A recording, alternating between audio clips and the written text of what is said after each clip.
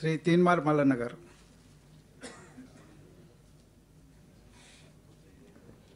ధన్యవాదాలు అధ్యక్ష. బడ్జెట్ అంశం పైన మాట్లాడేందుకు అవకాశం కల్పించినందుకు తమరికి. అధ్యక్ష, బడ్జెట్ కేటాయింపులు ఆ తర్వాత ఈ బడ్జెట్ పైన విపక్ష నాయకులు చేసినటువంటి అంశాలను కొద్దిసేపటి నుంచి నేను పరిశీలిస్తూ ఉన్నాను. సో వాస్తవానికి విపక్షం నుంచి ఒక మంచి కాంప్లిమెంట్ ఏమన్నా వస్తుందేమో గవర్నమెంట్కి.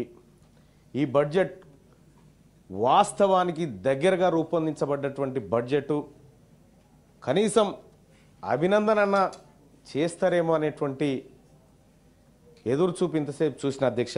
కానీ ఎట్టి పరిస్థితిలో మేము చెడగొట్టినాం కాబట్టి మీరు కూడా చెడగొట్టాలనేటువంటి అంశం కడుపులో పెట్టుకొని మాట్లాడినట్టుగా ఇప్పటిదాకా మాట్లాడినటువంటి నాయకులకు చూస్తూ ఉంటే అర్థమైంది అధ్యక్ష. గత 10 ఏళ్ల నుంచి మేము అనేకమైనటువంటి అభివృద్ధి కార్యక్రమాలు చేసుకుంటూ పోయినాం. తద్వారా బంగారు తెలంగాణ అయిపోయింది అనేటువంటి అంశాలను కూడా వాళ్ళు మాట్లాడడం జరిగింది అధ్యక్ష. నేను ఒక నిమిషం వాళ్ళు మాట్లాడినటువంటి అంశాలను తీసుకొని తమరి ద్వారా ఈ సభ ముందు ఉంచదలుచుకున్న అధ్యక్ష. ఒకటి, అన్నిట్లలో నెంబర్ 1 చేసుకుంటూ పోయినరట. అన్నిట్లలో తెలంగాణ రాష్ట్రం నెంబర్ 1గా మారిపోయింది అనేటువంటి మాటను వాళ్ళు పదే పదే చెప్పుకుంటూ వచ్చినారు ఇంతకుముందుకు. దాంట్లో బంగారు తెలంగాణ అనేది ఒక అంశం. అసలు బంగారు తెలంగాణ అంటే ఏం సార్ నాకు అర్థం కాలే ఇప్పటిదాకా. నాకే కాదు, ఇది ఏ ప్రజానికానికి అర్థం కాలే బంగారు తెలంగాణ అంటే. సార్ నా దృష్టిలో బంగారు తెలంగాణ అంటే మా పేద వర్గాల పిల్లలకు కార్పొరేట్ లెవెల్లో విద్యను అందిస్తే బంగారు తెలంగాణ అవుతుంది సార్. మాకు మా పేద వర్గాల బిడ్డలకు కార్పొరేట్ లెవెల్లో వైద్యం అందినప్పుడు అది బంగారు తెలంగాణ అవుతుంది సార్. ఇవి పక్కకు పెట్టి బంగారు తెలంగాణ అనేటువంటి ఒక పదాన్ని సృష్టించి దాని చుట్టూ తెలంగాణ సమాజాన్ని తిప్పి అయిపోయిందని చెప్పి చేతులు లుప్పుకొని అవతల పడ్డారు. ఇవాళ నిజంగా 10 సంవత్సరాల పాటు అధ్యక్ష, అటు కేంద్రంలో ఉన్నటువంటి ప్రభుత్వం కానీ ఇటు రాష్ట్రంలో ఉన్నటువంటి ప్రభుత్వం కానీ వీళ్ళు సాధించిన ప్రగతి అన్ని రంగాల్లో నేను చెప్పదలుచుకున్న అధ్యక్ష. దయచేసి మా ఒక సభ్యులు కూడా లేరు కాబట్టి కొంత ఎక్కువ సమయాన్ని తమ ద్వారా రిక్వెస్ట్ చేస్తా ఉన్నాం అధ్యక్ష. వీళ్ళిద్దరు కలిసి అటు కేంద్రంలో ఉన్నటువంటి బీజేపీ ఎన్డీఏ ప్రభుత్వం కానీ ఇటు రాష్ట్రంలో గతంలో పనిచేసినటువంటి బీఆర్ఎస్ ప్రభుత్వం కానీ చేసిన ఘనత ఏంటంటే అధ్యక్ష, విద్యారంగంలో మన తెలంగాణ రాష్ట్రాన్ని విద్యా సామర్థ్యాలలో మొత్తం 36 ఇంక్లూడింగ్ కేంద్ర పాలిత ప్రాంతాలు కలిపి తీసుకుంటే మన స్థానాన్ని 35వ స్థానానికి తీసుకొచ్చారు అధ్యక్ష. 35వ స్థానానికి మన విద్యా ప్రమాణాలు పడిపోయేటువంటి పరిస్థితికి తీసుకొచ్చారు అధ్యక్ష. ఇందులో నెంబర్ 1. ఇక వన మహోత్సవాలు చేసినామని చెప్తా ఉన్నారు అధ్యక్ష. వన మహోత్సవాలు పర్ఫార్మెన్స్ ఇండెక్స్ విషయం చెప్తా ఉన్నాను నేను. వన మహోత్సవాలు మీరు ఒకసారి చూస్తే అధ్యక్ష, మొత్తం భారతదేశంలో ఉన్నటువంటి అన్ని రాష్ట్రాలలోకెల్లా అత్యధిక చెట్లు నరికిన రాష్ట్రం మొన్నటిదాకా మన తెలంగాణ రాష్ట్రమే అధ్యక్ష.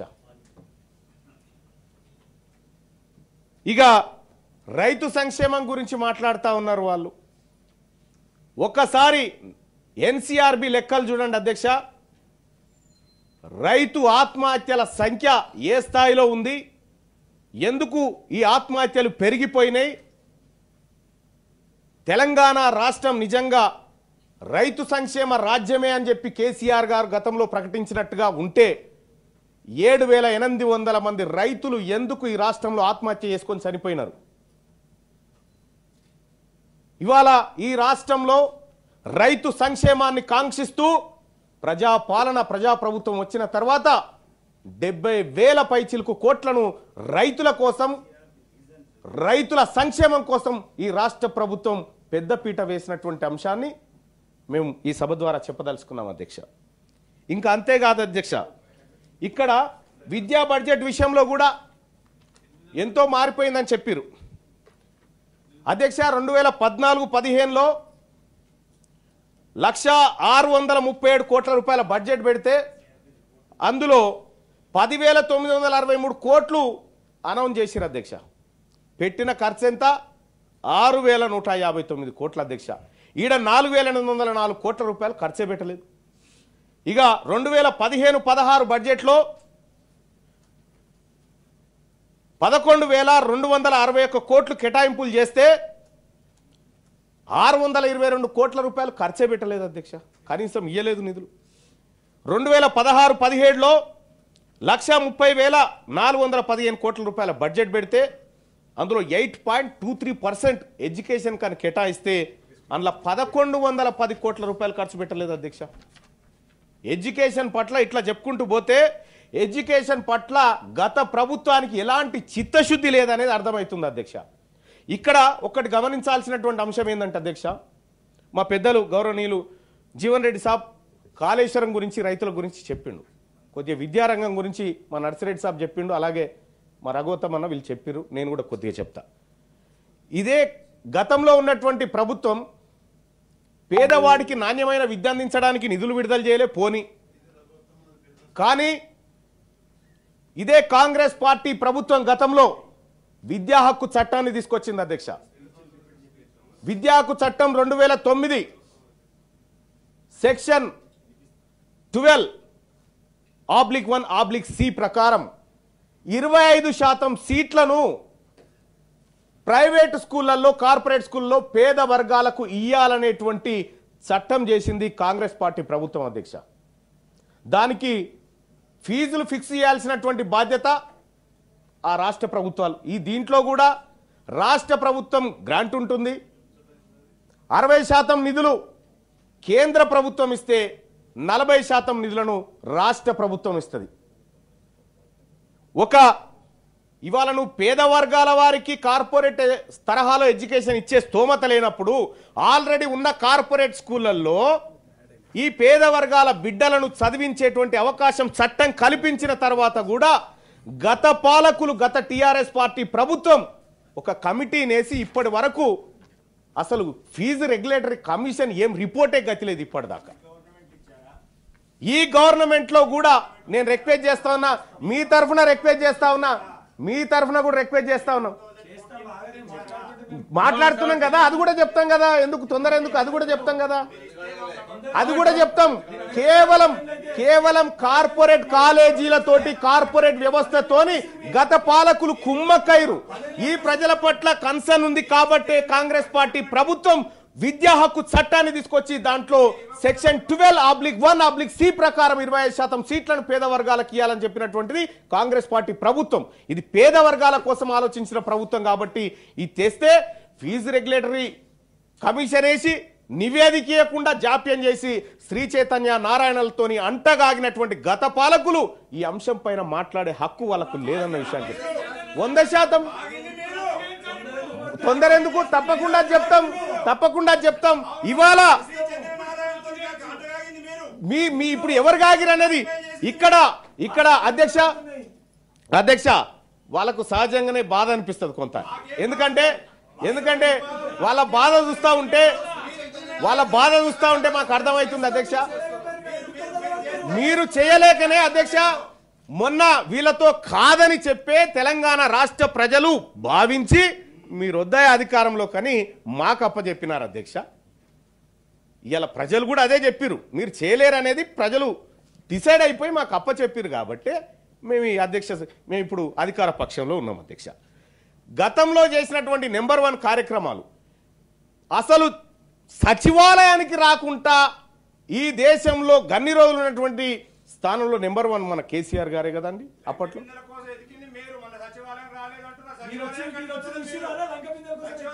అయ్యా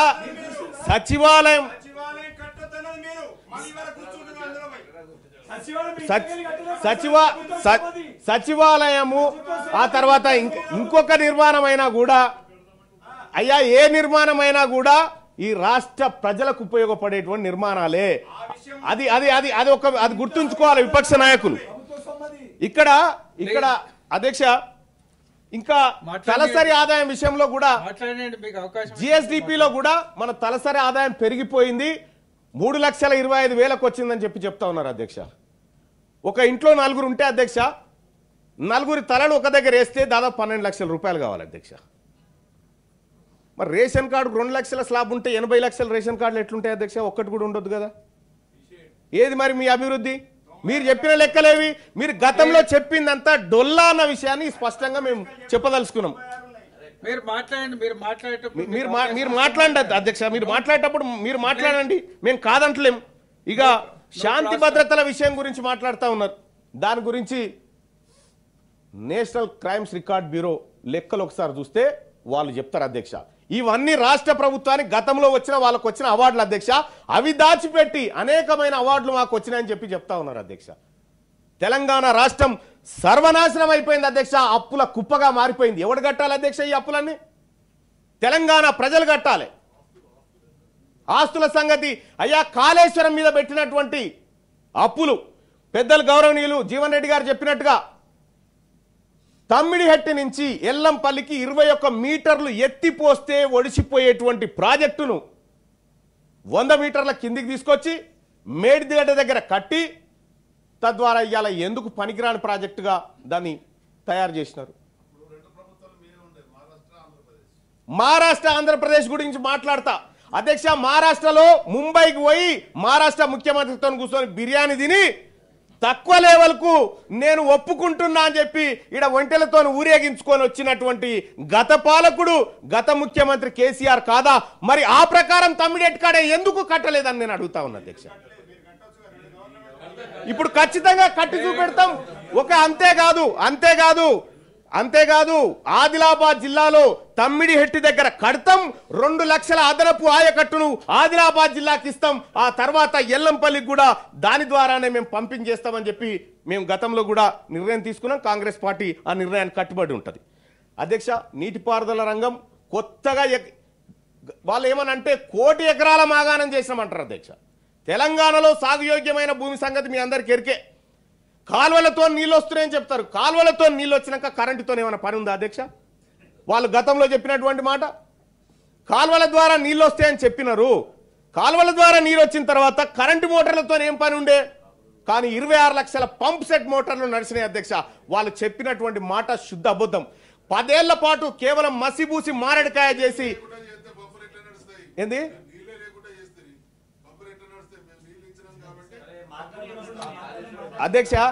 అధ్యక్ష ఇంకా మీరు ఏ సబ్జెక్ట్ అయినా చెప్పురు అధ్యక్ష, ఖచ్చితంగా మాట్లాడుకుందాం. ఈ తెలంగాణ రాష్ట్రంలో 10 ఏళ్ల కాలంలో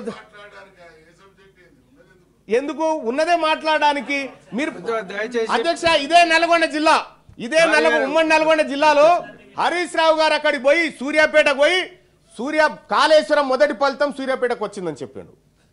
ఇక్కడ వాస్తవానికి జరిగింది ఎస్ఆర్ఎస్పీ నుంచి వచ్చినటువంటి flood flow canal, Kakatiya canal ద్వారా మాత్రమే నీళ్ళు వస్తా ఉన్నాయి. ఇలా కాళేశ్వరం ద్వారా ఒక్క సుక్క కూడా రాలేదు అధ్యక్ష. సముద్రంలో దోష నీళ్లు పోసి ఇదంతా మాదే అని చెప్తా ఉన్నారు అధ్యక్ష. వీళ్ళ కాళేశ్వరం కథ అది. వీళ్ళ విద్యుత్ రంగానికి సంబంధించి ఇలా తెలంగాణ రాష్ట్రంలో 17,500 మెగావాట్ల విద్యుత్ స్థాపిత సామర్థ్యం ఉంది అధ్యక్ష. వీళ్ళు గట్టిగా వాడింది కేవలం 9 నుంచి 11,000 లోపు మాత్రమే మెగావాట్లను వాడిరు అధ్యక్ష. ఇది వాడనటువంటి వాళ్ళు దేశంలో ఇంత కరెంట్ ఉత్పత్తి అవుతా ఉంది, అంత అవుతా ఉందని చెప్పారు. ఇక్కడ పెట్టినటువంటి ఏది మన థర్మల్కి సంబంధించినటువంటిది ఇండియా బుల్స్ కంపెనీ అధ్యక్ష.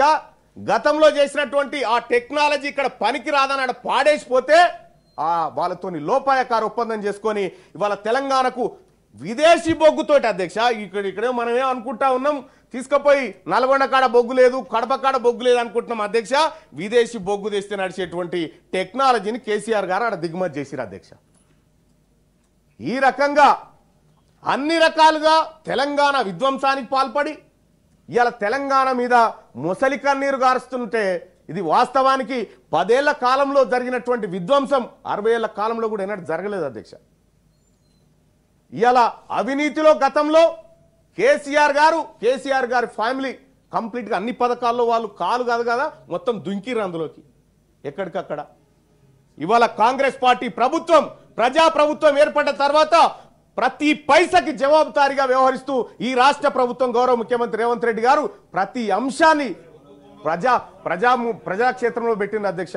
ఇంకా వీళ్ళకి వాస్తవానికి కూడా ఇట్లయితే నచ్చదు అధ్యక్ష. ఇవాళ యూనివర్సిటీల అధ్యక్ష తెలంగాణ రాష్ట్రంలో ఇప్పుడున్నటువంటి యూనివర్సిటీలు మొత్తం భారతదేశంలో మొత్తం ప్రపంచంలో టాప్ 300 యూనివర్సిటీస్ ఇస్తే ఒక్క యూనివర్సిటీ లేదు అధ్యక్ష మన ఇండియాది, అందులో తెలంగాణ అసలే లేవు. టాప్ 300 యూనివర్సిటీస్ తీస్తే ఒక్క యూనివర్సిటీ కూడా ఇండియాలో లేదు. ఈ నరేంద్ర మోడీ గారు గౌరవ ప్రధానమంత్రి గారు చెప్పుకునే మాట అది, ఇక్కడ గతంలో పాలకులు చెప్పుకున్నటువంటి మాట ఇది. ఒక్క యూనివర్సిటీ కూడా లేదు. ఇలా ఒక్క యూనివర్సిటీలో ఇదే తెలంగాణలో ప్రొఫెసర్లు ఇద్దరే ఉన్నారు అధ్యక్ష యూనివర్సిటీలో, మిగతా వాళ్ళంతా కాంట్రాక్టే. యూనివర్సిటీలను విధ్వంసం చేసి యూనివర్సిటీల దగ్గర కనీసం విద్యార్థులు నిరసన తెలుపుకుంటామంటే ఎన్నడూ కూడా ఇలా అవకాశం ఇవ్వలేదు అధ్యక్ష. మీరు స్వచ్ఛందంగా నిరసన తెలుపుకోవచ్చు అని చెప్పి మా ముఖ్యమంత్రి గారు ధర్నా చౌక్ ఓపెన్ చేయించి మీకు ఒక దిక్కు చూపెట్టిండు అక్కడ అధ్యక్ష. దాని వెనకాల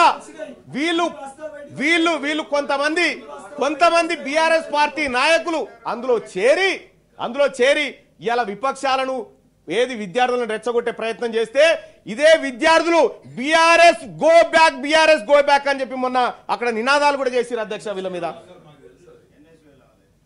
వీళ్ళు చేసినటువంటి ప్రజలంతా గమనిస్తూనే ఉన్నారు అధ్యక్ష, వీళ్ళ నిర్వాహకం అంతా. ఇవాళ నేనైతే 100% రాష్ట్ర ప్రభుత్వం పెట్టినటువంటి బడ్జెట్ విశ్వసిస్తూనే కొన్ని సూచనలు చేయదలుచుకున్న అధ్యక్ష మా అధినాయకత్వానికి అలాగే ప్రభుత్వానికి కూడా.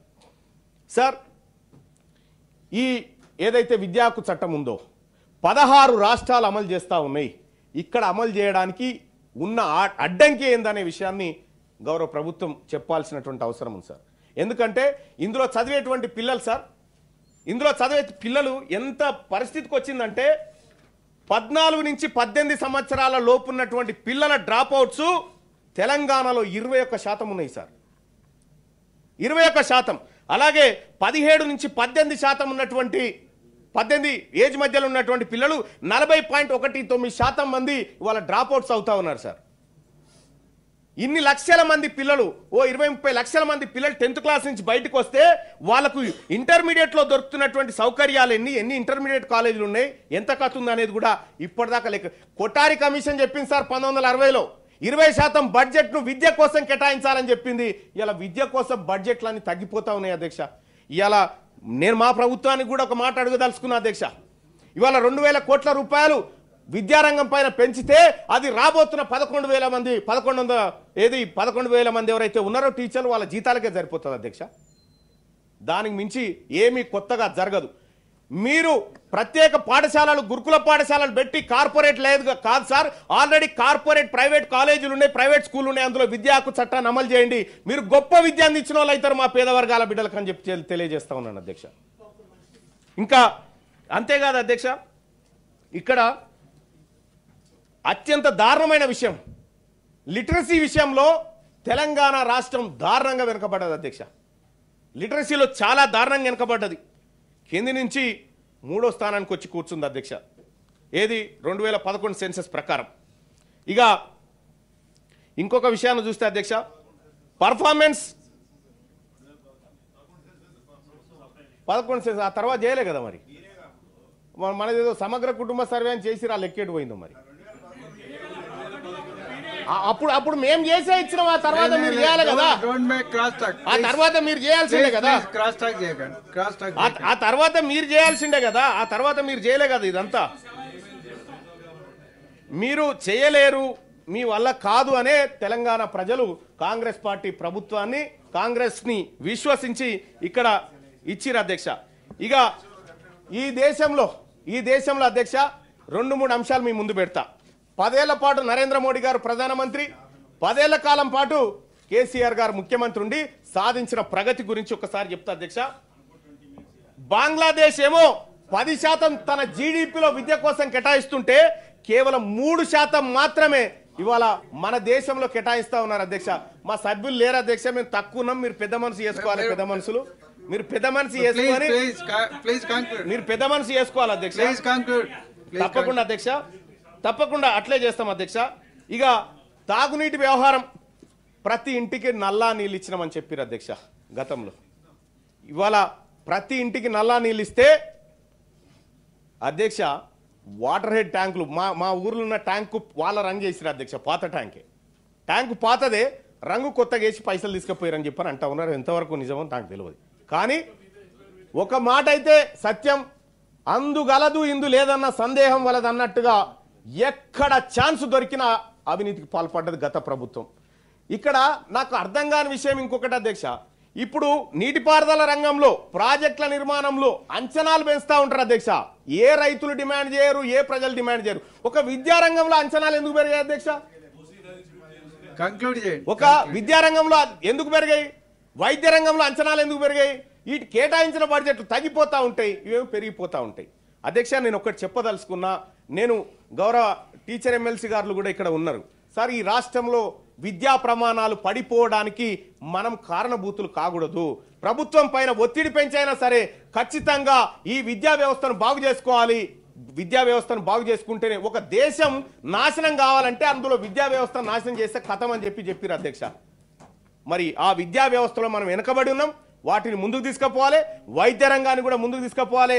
గౌరవనీయులు మంత్రివర్యులు ఇక్కడే ఉన్నారు కాబట్టి వైద్య వ్యవస్థను కూడా ముందుకు తీసుకుపోవాలి. వాటికి బడ్జెట్ను సవరించైనా ఇంకా కొంచెం పెంచితే బాగుంటుంది అనేటువంటి అభిప్రాయాన్ని తెలియజేస్తా ఉన్నా. అలాగే ఇంకొక విషయం అధ్యక్ష, బీసీలకు సంబంధించినటువంటి బలహీన వర్గాలకు 9,200 కోట్ల రూపాయలు కేటాయిస్తే బలహీన వర్గాల ప్రజలు నిజంగా ఆవేదన చెందిరు అధ్యక్ష. ఎస్, ఈ బడ్జెట్లో ఈ 2,91,000 కోట్ల రూపాయల బడ్జెట్ ఉంటే దాన్ని సగారికి జీరితే అది బీసీల బడ్జెట్ కావాలి అధ్యక్ష. కానీ ఇలా 9,200 కోట్ల రూపాయలు మాత్రమే బీసీలకు కేటాయిస్తే పోనీ దాంట్లో ఎంతవరకు ఖర్చు చేస్తారనేది నాకు అది తెలియనటువంటి అంశం. రేపు పొద్దుగాల ఏ కార్పొరేషన్కి ఎంత, ఏ లెక్క ఎంత అనేది అది మళ్ళీ వచ్చినప్పుడు చూస్తేవా. కానీ బీసీల విషయంలో బడ్జెట్ బీసీలకు అన్టచబుల్గా మారుతా ఉంది. దయచేసి ఈ అంశాన్ని రాష్ట్ర ప్రభుత్వం దృష్టిలో పెట్టుకొని రాబోయేటువంటి రోజుల్లో మనం 1,00,000 కోట్ల రూపాయలు బీసీల కోసం కేటాయిస్తాం అనుకున్నాం. ఈ రకంగా ఇచ్చుకుంటూ పోతే 10 ఏళ్ళు కూడా కాదు, 10 ఏళ్ళు కూడా సరిపోదు. కాబట్టి దాన్ని కూడా ఏమైనా వీలైతే ఎక్కువ నిధులు ఏది మనం ప్రాజెక్టుల కోసం కనుక అంచనాలు పెంచుకున్నట్టుగా ఇది కూడా పెంచుకుంటే బాగుంటుంది అనేటువంటి అభిప్రాయాన్ని, సూచనను నేను రాష్ట్ర ప్రభుత్వానికి చేస్తా ఉన్నా అధ్యక్ష. ఇక ఫైనల్గా ఒకటి అధ్యక్ష, ఏజెన్సీ వ్యవస్థ అధ్యక్ష, ఏజెన్సీ వ్యవస్థను రద్దు చేస్తే సార్ మాకు ఇంకా లేరు సార్, కంక్లూడ్ చేస్తాం సార్.